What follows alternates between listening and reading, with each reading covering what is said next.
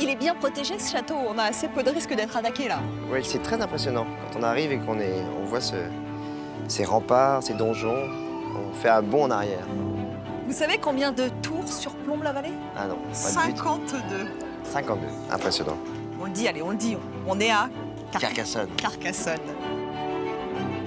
Alors ça a d'abord été une ville romaine, avant d'être une cité médiévale. Et aujourd'hui, c'est une ville qui accueille un festival. C'est quand même un endroit magique pour accueillir un festival. Ah, je me réjouis de découvrir l'endroit où on va jouer ce soir.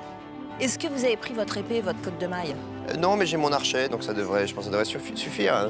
J'espère que le public sera un peu moins hostile que n'ont pu l'être les assaillants. C'est ça.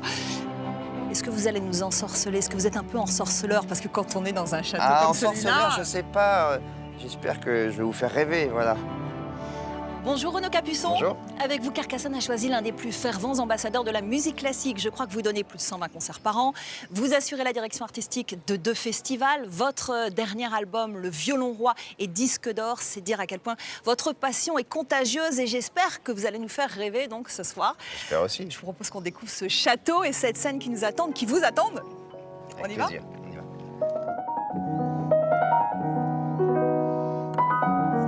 Avec plaisir. Vous êtes bien sur l'affiche? Ah ouais. Je crois que oui. Ouais. Le premier, vous ouvrez le bal quand même. Hein? Traverser un pont-levis pour aller jouer, j'aime bien. Il manque le tapis rouge. Ce soir, vous êtes donc accompagné au piano et pas par n'importe qui. Alors, on joue ensemble avec Guillaume Bellam, qui est un pianiste merveilleux de 20 ans, 22 je crois. Et on joue souvent ensemble, on a beaucoup de projets. Bonjour. Je suis ravi. Bonjour. Vous êtes l'un des plus jeunes pianistes de la scène classique française. Qu'est-ce que ça vous fait de jouer avec Renaud qui a... Qui est vieux, c'est ça que vous voulez dire? Non, pas qui est vieux, mais qui a beaucoup d'expérience. Ben oui, justement, l'expérience, c'est quelque chose qui se transmet très naturellement et c'est une présence rassurante et très inspirante à la fois. Et à chaque fois que je joue avec lui, j'ai l'impression d'avoir gagné 10 ans de scène d'un coup. Vraiment, vraiment. Mais moi, pareil, j'ai l'impression je rajeunis. Moi, je perds des années en fait, avec toi. J'ai l'impression de rajeunir. Mais c'est ça l'avantage des générations qui jouent ensemble. Bon, moi, j'ai envie de vous demander à l'un et à l'autre quel est votre plus beau souvenir de concert. Je pense qu'un des plus beaux souvenirs, c'était un concert avec Carlo Maria Giulini, qui est ce chef italien, qui était ce chef italien extraordinaire, quand j'avais 16 ans. La 9e symphonie de Beethoven, j'étais au fond des seconds violons, donc tout petit, tout au fond de l'orchestre. Et j'ai eu la première grande émotion musicale de ma vie. Et vous, Guillaume, alors, votre plus beau souvenir de concert? Et c'était, je pense, la première fois que j'ai joué avec orchestre. Je devais avoir 14 ans, quelque chose comme ça, je me souviens plus. Et d'avoir cette masse derrière, ces 60 musiciens qui vous portent. Et c'est le premier souvenir où je suis ressorti de scène avec vraiment je savais que quelque chose s'était passé, quoi.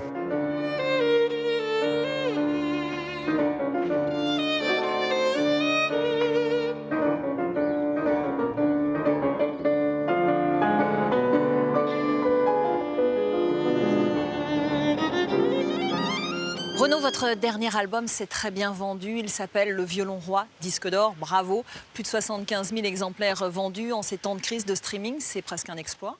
Le téléchargement illégal, ça touche pas tellement le classique, Ouais. fort heureusement. Mais c'est vrai que c'est un très bon, c'est une très bonne nouvelle. C'est que ça veut dire que les gens ne sont pas complètement hermétiques à la musique classique. Et puis je trouve que voilà, il y a une sorte d'engouement pour la musique en ce moment. Certainement que les gens en ont besoin, avec tout ce qui se passe. On a besoin de changer d'air, on a besoin de sortir de cette atmosphère toujours un peu écrasante de l'actualité. Et la musique classique en fait partie.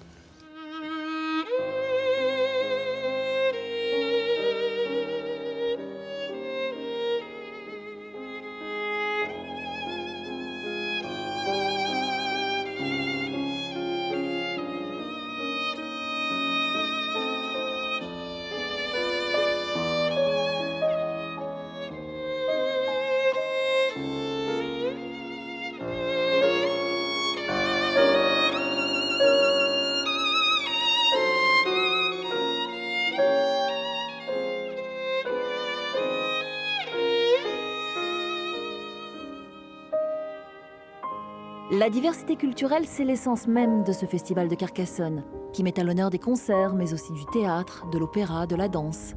Au total, 110 spectacles, et un par un cette année, Francis Huster, qui nous dévoile 2 créations mises en scène par Steve Suissa. La première, un seul en scène, intitulé Le Théâtre Ma Vie. Ça fait plus de 50 ans, Francis, que vous êtes sur les planches, vous avez interprété des centaines de rôles. Dans ce seul en scène, vous faites tomber tous ces masques que vous avez portés pour nous livrer quoi? Je revis. C'est-à-dire que tout d'un coup, je suis avec Adjani, je revis ce que j'ai vécu avec elle. Tout d'un coup, je suis avec Weber, je revis ce que j'ai vécu avec lui. Tout d'un coup, je suis avec François Mitterrand. Et je ne me juge pas. Je fais pas ça comme une traversée de miroir. Je fais ça, au contraire, comme une douche. C'est-à-dire, voilà ce qui m'est arrivé dans ma vie. Alors, à table avec mon père, j'avais pas le droit de mettre les coudes sur la table. J'avais pas le droit de finir avant lui. J'avais pas le droit de sortir de table avant qu'il ait fini. Et puis, quand il y avait des pêches, alors, toute ma vie, j'ai bouffé que des pêches pourries. J'allais prendre des pêches, mais prends celle-là, puisque tu vois bien qu'elle est déjà un peu gâtée. Demain, elle sera plus bonne. Alors, toute ma vie, je me suis tapé celle qui était gâtée le lendemain. C'est mieux, voilà. Est-ce que vous vous êtes fixé des limites? La frontière, elle est assez ténue entre la vérité, celle du cœur, d'une part, et l'impudeur, d'autre part. Est-ce que c'est une question que vous vous êtes posée? Bien sûr que je me suis posé une question à propos de l'impudeur, vu ce que je raconte de ma vie, qui a été terrifiante parfois. Mais justement, c'est là où Steve Suissa est très important, parce que sur les 6 heures que j'ai écrites, il en a enlevé 4 heures. 4 heures et demie même. En me disant, ça te touche toi, mais nous, ça ne nous touche pas, à éjecter. Ça, c'est drôle pour toi, mais pour nous, c'est pas drôle, à éjecter. Et c'est très curieux, parce que finalement, l'heure et demie qui reste, c'est l'heure où j'ai plus l'impression d'être comédien. Bon, il y a 2-3 moments dans ce spectacle où ça me touche vraiment de revivre ça, quoi. C'est pas si marrant que ça. Un soir, je me retrouve tout seul dans la chambre et je me demande si je rêve ou si je rêve pas. Et je vois un truc rond, dans le noir, une lampe de poche. Et je me souviens, parce qu'on se souvient toujours dans ces moments-là exactement de ce qui se passe, et j'ai dit, c'est vous? Et puis, voilà. Le reste, faut venir voir le spectacle. Ça ressemble, quand vous en parlez, quand même à une autobiographie. Alors, les autobiographies, souvent, on les écrit quand on a envie de dire au revoir. Je croyais que vous vouliez mourir sur scène. Pourquoi maintenant? Pourquoi aujourd'hui? Parce que je crois que je suis mort. Je suis en train de mourir, ce sont mes derniers rôles. Et il me semble que c'est un peu ce qui s'est passé probablement avec Gabin ou Rému ou Bourvil. C'est que tout d'un coup, tu as eu l'impression qu'il y avait quelque chose d'eux qui disait « stop, on passe à autre chose ». Et c'est ce que vous dites, vous, avec ce spectacle? Vous dites « stop, je passe à autre chose ». Ah oui, absolument. C'est peut-être le moment où je vais faire le virage pour ma dernière ligne droite.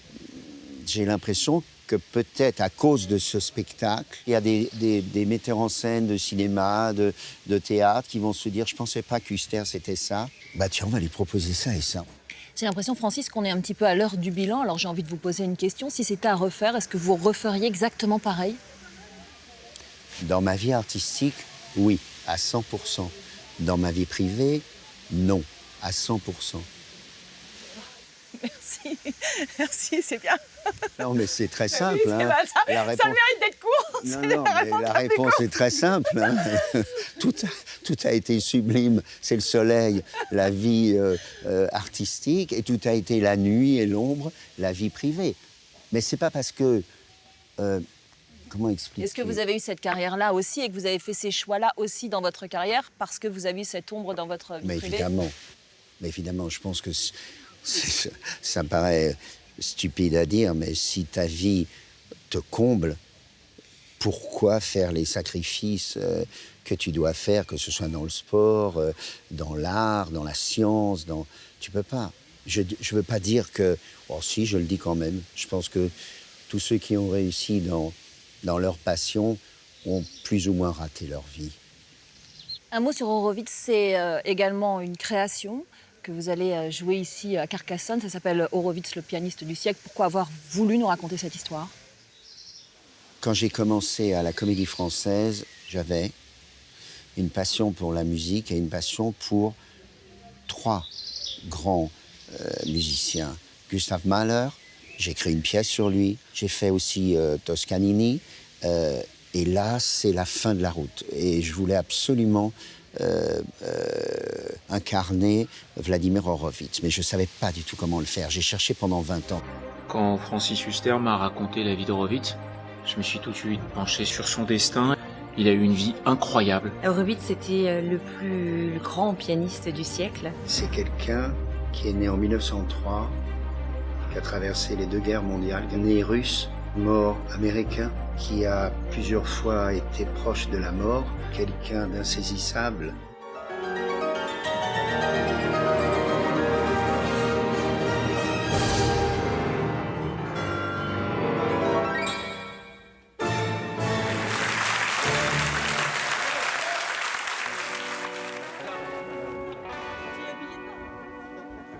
On poursuit notre balade avec une jolie rencontre, un habitué du Paris des Arts, Thomas Dutronc. J'ai pas mon coiffeur personnel, ça va pas ça. Il nous raconte le concert le plus marquant de sa carrière. C'était justement ici, à Carcassonne, en 2012. Il y a eu un orage, une pluie incroyable, et donc le concert était censé être annulé. Alors nous, avant de monter sur scène, on a un rituel. En tout cas, à l'époque, on buvait un petit shot de rhum pour se donner du courage. On dit, bon, bah alors on reboit un deuxième rhum, on attend, l'heure du concert. D'un seul coup, on nous dit, il y a une petite fenêtre, le vent a tourné, mais ça peut être annulé. On peut vous dire stop à n'importe quel moment, au milieu d'un morceau, parce que c'est dangereux. Il y a l'eau qui, d'un seul coup, c'était des trompes d'eau, tu vois, qui tombaient comme ça, qui pouvaient arriver sur tout le câblage électrique sur scène, sur les retours et tout, et les guitarres. Bon. Et les gens restaient quand même. Et les gens restaient sous les trompes d'eau, c'était incroyable. Et là, on jouait les morceaux comme si c'était le dernier de notre vie, et on était déchaînés, quoi.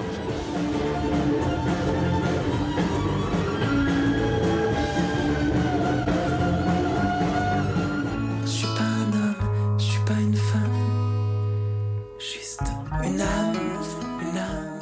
Mathieu Chédid est également de la fête pour nous faire partager son aventure malienne et nous parler de son nouvel album, L'âme au Mali. L'âme au Mali, c'est un projet collectif, c'est un hommage au Mali évidemment, un hommage aussi à la vie. Est-ce que vous pouvez nous résumer comment est né ce projet? Je pense que c'est un retour à l'essentiel et qu'on a besoin de se reconnecter à nos racines.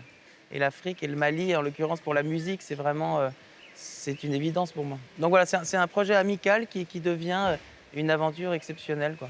Fatoumata, ça a été une évidence pour vous de participer à cet album? Oui, évidemment, parce que chaque artiste, à un moment, tu t'arrêtes et tu te dis « Ok, je suis consciente de ce qui se passe dans le monde ou je fais semblant de ne pas le savoir ». Donc c'est une démarche qui me parle totalement parce que à mon petit niveau, je suis aussi un tout petit peu engagée. Donc quand il m'a fait appel, je me sentais totalement prête à le soutenir dans cette démarche et dans ce message, ce cri de paix et d'amour et de partage.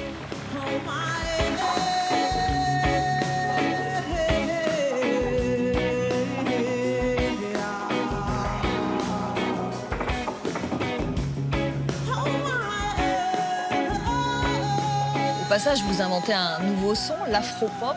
La musique malienne, elle a quand même un côté sacré. Vous n'avez pas eu peur d'orchestrer cette fusion, d'injecter de la pop dans cette musique malienne? Si, je crois que c'est parce que j'ai eu la bénédiction de Toumani Diabaté. Quand on a commencé à faire les bases de cet album, c'est vrai que j'avais pas très envie de toucher à la kora et laisser la chose très pure.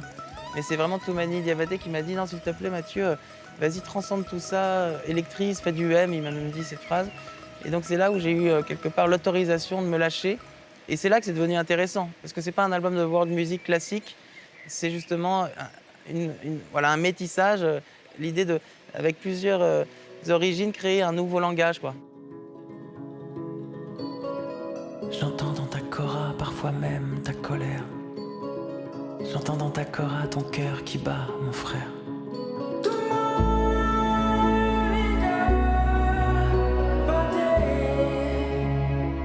C'est important selon vous de créer des ponts de culture entre la France et le Mali? Ben oui, on n'en peut plus de voir l'Afrique qui pleure, qui a faim, qui est malade, qui est en guerre. So, avec la musique, c'est comme un message d'espoir. Il nous porte en fait Mathieu, avec sa guitare et sa voix et avec cette bonne initiative. Donc on est vraiment, j'espère qu'on lui sera reconnaissant en tout cas. Cet album, Mathieu, il a été écrit, réalisé au lendemain des attentats de Paris et de Bamako. Il s'inscrit donc dans cette actualité-là. Est-ce que vous aviez envie aussi d'apporter peut-être une réponse à ce monde anxiogène dans lequel on vit? Oui, d'ailleurs, dans les chansons, j'aime bien aussi jouer sur les doubles sens, hein. Comme Bal de Bamako, qui est une chanson sur la célébration. Et évidemment, on entend bien quand même les balles fusées aussi et cette fragilité dans laquelle on est tous en ce moment. Toutes les chansons parlent de ça d'une certaine manière, parce que ça parle de la vie, ça parle de l'essentiel, quoi. Mais c'est vrai que c'est un projet assez initiatique. C'est vraiment un rite de passage pour moi aussi. Et j'ai l'impression qu'il y a des transformations intérieures qui se créent avec ce voyage, quoi. C'est un voyage intérieur très important qui d'ailleurs se propage d'ailleurs dans le public. On sent bien que les gens ne repartent pas comme ils sont arrivés.